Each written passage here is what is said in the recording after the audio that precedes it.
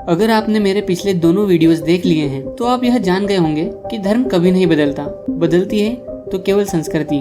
भारत में हिंसा के आधार पर संस्कृति परिवर्तन का खेल मुगलों के शासनकाल से शुरू हुआ, फिर अंग्रेजों ने भी संस्कृति परिवर्तन के खेल को जारी रखा।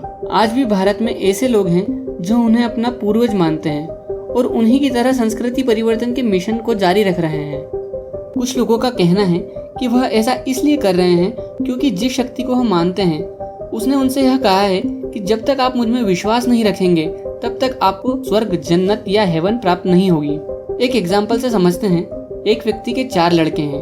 एक बच्चा उसे पापा बुलाता है, दूसरा अब्बा, तीसरा फादर और चौथा अपने पिता से नाराज होकर घर छोड़कर चला जाता है और अपने पिता को पिता मानने से इनकार कर देता है।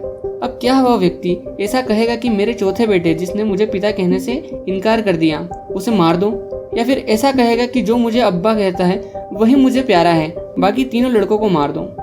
नहीं, वह ऐसा इसलिए नहीं कहेगा क्योंकि चारों ही उसके बेटे हैं। हमें यह समझना होगा कि दुनिया में केवल एक शक्ति है, समाज में झगड़ा तो केवल उनके नाम को लेकर है। अब बात उन लोगों की जो धर्म परिवर्तन के नाम पर लोगों को स्वर्ग, जन्नत या हेवन का लालच देते हैं। जरा अपने दिमाग का प्रयोग करो, सोचो, जो भी आपको स्वर्ग या जन्नत के सपने दिखा रहा है, क्या वह वहाँ होकर आया है?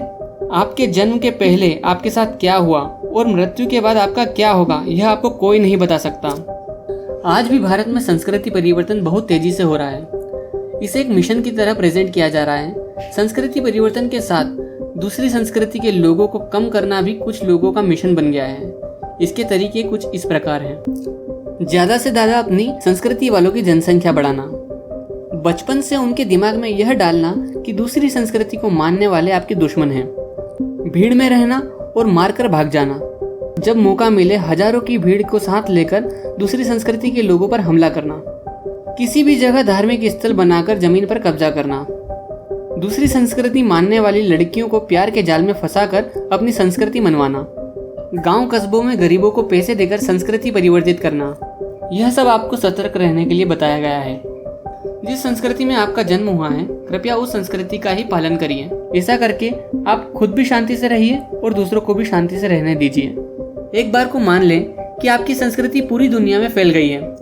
अब एक व्यक्ति भी दूसरी संस्कृति का बचा नहीं। अब क्या अब आप चैन से बैठ पाएंगे? नहीं। कल आप लोगों में दूसरा डिफरेंस देखेंगे। काले, गोरे और ना जाने कितने भेदभाव वाली लड़ाइयाँ इंडिया में भी होने लगेगी। आखिर में यही कहूँगा, दुनिया में सभी संस्कृति का होना जरूरी है, केवल मानवता को ध्यान में रखा जाना चाहिए।